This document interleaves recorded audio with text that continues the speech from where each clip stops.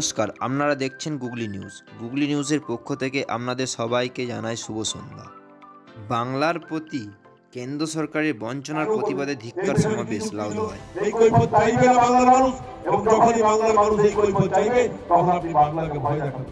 কখনো বলবেন দিদির মৃত্যু ঘন্টা বাজাবো, কখনো বলবেন বাংলায় নাকি 200 সিট চাই।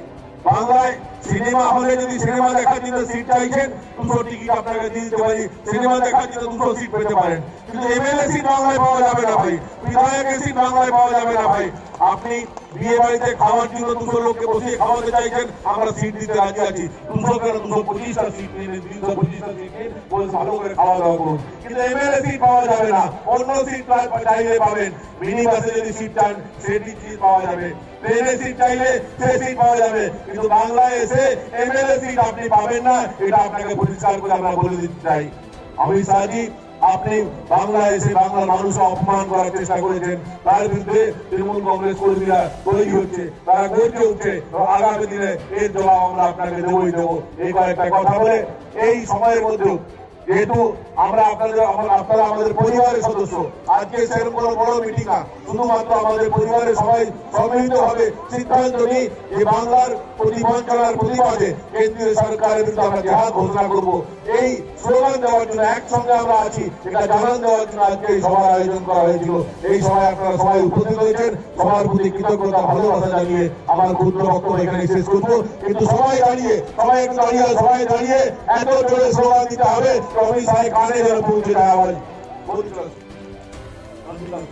বন্দে মাতরম, মমতা ব্যানার্জি জিন্দাবাদ, তৃণমূল কংগ্রেস জিন্দাবাদ, বন্দে মাতরম। বাংলায় এসে বাংলার অপমান করা হলো কেন? অমিত শাহ জবাব দাও। বাংলার মাটিতে বাংলা সংস্কৃতি অপমান করা হলো কেন? বিজেপি জবাব দাও। বন্দে মাতরম। বাংলার খেয়ে বাংলার পরে বাংলাকে অপমান করা যাবে না। বন্দে মাতরম। মমতা ব্যানার্জি জিন্দাবাদ, তৃণমূল কংগ্রেস জিন্দাবাদ। গরিব খেটে খাওয়া মানুষের স্বার্থে মমতা ব্যানার্জি লড়বে। ঋষি বঙ্গীয় মূল মন্ত্র বন্দে মাতরম। শিশুর কণ্ঠে আওয়াজ তোলো বন্দে মাতরম। মমতা ব্যানার্জি জিন্দাবাদ, বন্দে মাতরম। जो हमसे टकराएगा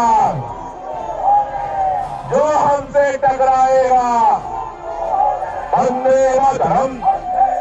ममता बनर्जी जिंदाबाद, गरीब खेटे खाওয়া মানুষের স্বার্থে মমতা बनर्जी লড়ছে। মাটি গোলবাজারের মাটি, প্রতাপপুরের মাটি, জেমুয়ার মাটি, কোনটা ভুলে গেল, আর গোগলার মাটি, ইছাপুরের মাটি। বন্দে মাতরম।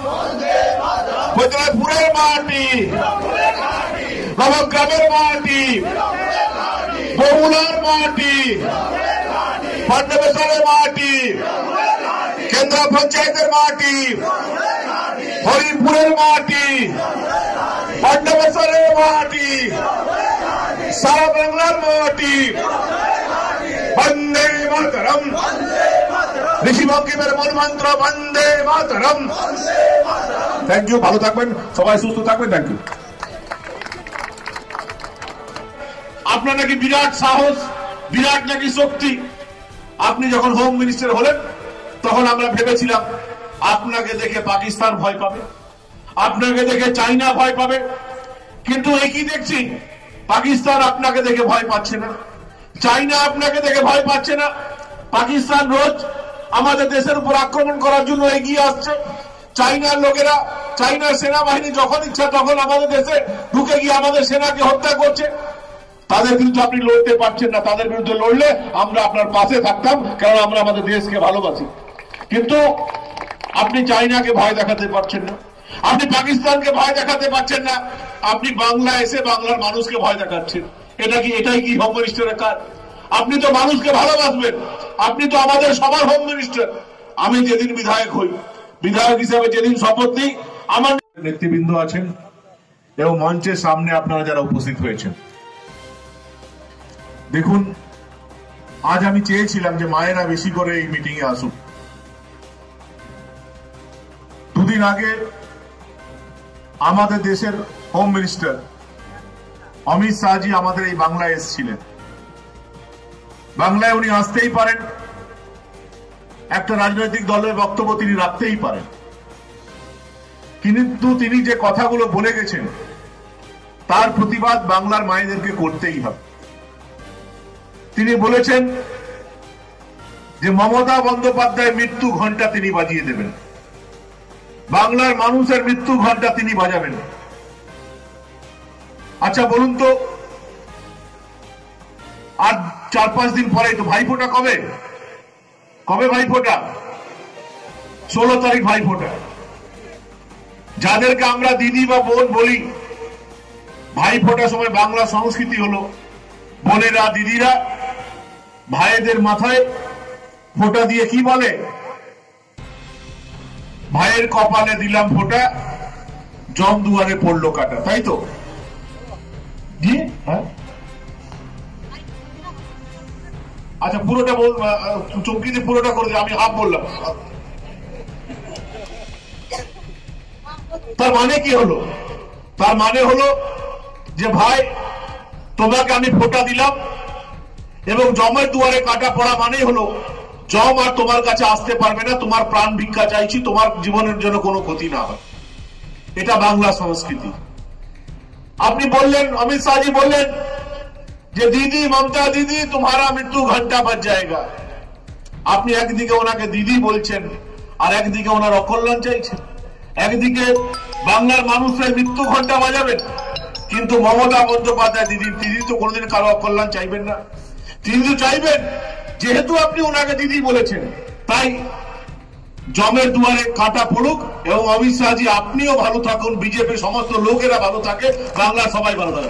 আমরা কারো মৃত্যু চাই না, আমরা কারো মৃত্যু ঘন্টা বাজাতে চাই না। আমরা চাই বাংলা সবাই সুখে শান্তিতে থাকুক। আপনি এলেন, আপনি নাকি বাংলার মানুষের নেতা হতে পারলেন, আর আপনার এত ক্ষমতা, আপনি চাইলেই মৃত্যু ঘন্টা বেজে যাবে। দিদির মৃত্যু ঘন্টা বাজাবে কে? এই দেখুন, এক মা এসছে, তার কোলে 6 মাসের বাচ্চা, 6 মাসের বাচ্চাকে নিয়েও তিনি এসছেন। কেন এসছেন?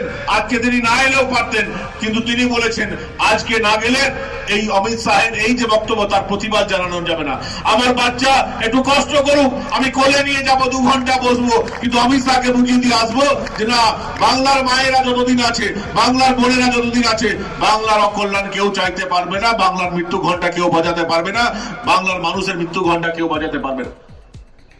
আপনি এলেন, বারবার আপনি আসছেন, আমাদের ভালো লাগতো যদি আমাদের বাংলার যিনি কিছু ঘোষণা করতেন। আজকে দিন 8ই নভেম্বর নাকি, আজকে দিন 8 নভেম্বর মনে আছে তো? আজ থেকে 3-4 বছর আগে এই 8ই নভেম্বর হঠাৎ একদিন টিভিতে দেখেছিলেন তো, দেশের প্রধানমন্ত্রী ঘোষণা করেছিলেন যে আজ থেকে 500 টাকা 1000 টাকা নোট বন্ধ। আজকে দিনে হয়েছিল, এবং তারপর থেকে কি হয়েছিল? সবাইকে লম্বা লাইনে দাঁড়াতে হয়েছিল, গরিব মায়েদের বোনেদেরকে লম্বা লাইনে দাঁড়াতে হয়েছিল। এবং কি বলেছিল? এটা কেন করলাম, নোট বাতিল কেন করলাম? এর ফলে বিদেশে নাকি কালো টাকা আছে, সেসব কালো টাকা আমাদের দেশে চলে আসবে। ভাই 4 বছর হলো কালো টাকা তো এলো না, কেউ তো আমরা পেলাম না কালো টাকা। ওই কালো টাকা কোথায় গেল? 4 বছর পর আপনারা হিসাব দেবেন না? আপনারা বলবেন না যে তাহলে এত এত মানুষের মৃত্যু লীলা কেন ঘটেছিল? এত এত মানুষকে আপনারা লাইনে দাঁড় করিয়ে 500-1000 টাকা নোট বন্ধ করবেন আর 2000 টাকা নোট চালু করে দিলেন, কেন করলেন? এর পেছনে কি যুক্তি ছিল? এই কৈফিয়ত চাইবে না বাংলার মানুষ, এবং যখনই বাংলার মানুষ এই কৈফিয়ত চাইবে তখন আপনি বাংলাকে ভয় দেখাবেন। কখনো বলবেন দিদির মৃত্যু ঘন্টা বাজাবো, কখনো বলবেন বাংলায় নাকি 200 সিট চাই। বাংলায় সিনেমা হলে যদি সিনেমা দেখার জন্য সিট চাইছেন, 200 টিকিট আপনাকে দিয়ে দিতে পারি, সিনেমা দেখার জন্য 200 সিট পেতে পারেন, কিন্তু এমএলএ সিট বাংলায় পাওয়া যাবে না ভাই, বিধায়কের সিট বাংলায় পাওয়া যাবে না ভাই। আপনি বিয়ে বাড়িতে খাওয়ার জন্য 200 লোককে বসিয়ে খাওয়াতে চাইছেন, আমরা সিট দিতে রাজি আছি। 200 কেন, 225টা সিট নিন, 325টা সিট নিন, বসে ভালো করে খাওয়া দাওয়া করুন, কিন্তু এমএলএ সিট পাওয়া যাবে না। অন্য সিট চাইলে পাবেন, মিনি বাসে যদি সিট চান সেটি সিট পাওয়া যাবে, ট্রেনে সিট চাইলে সে সিট পাওয়া যাবে, কিন্তু বাংলায় এসে এমএলএ সিট আপনি পাবেন না। এটা আপনাকে পরিষ্কার করে আমরা বলে দিতে চাই। অমিত শাহজি, আপনি বাংলায় এসে বাংলার মানুষকে অপমান করার চেষ্টা করেছেন, তার বিরুদ্ধে তৃণমূল কংগ্রেস কর্মীরা তৈরি হচ্ছে, তারা গর্জে উঠছে, এবং আগামী দিনে এর জবাব আমরা আপনাকে দেবই দেব।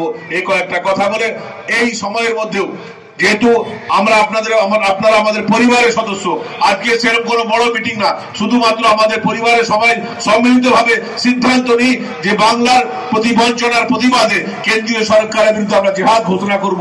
এই স্লোগান দেওয়ার জন্য, একসঙ্গে আমরা আছি এটা জানান দেওয়ার জন্য আজকে সবার আয়োজন করা হয়েছিল। এই সভায় আপনারা সবাই উপস্থিত হয়েছেন, সবার প্রতি কৃতজ্ঞতা ভালোবাসা জানিয়ে আমার ক্ষুদ্র বক্তব্য এখানে শেষ করব। কিন্তু সবাই একটু দাঁড়িয়ে এত জোরে স্লোগান দিতে হবে যে অমিত শাহের কানে যেন পৌঁছে যায় আওয়াজ।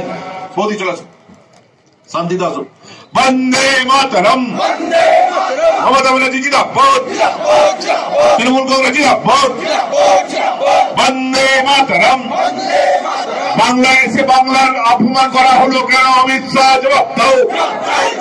বাংলার মাটিতে বাংলা সংস্কৃতি অপমান করা হলো কোন? বিজেপি জবাব দাও। বন্দে মাতরম।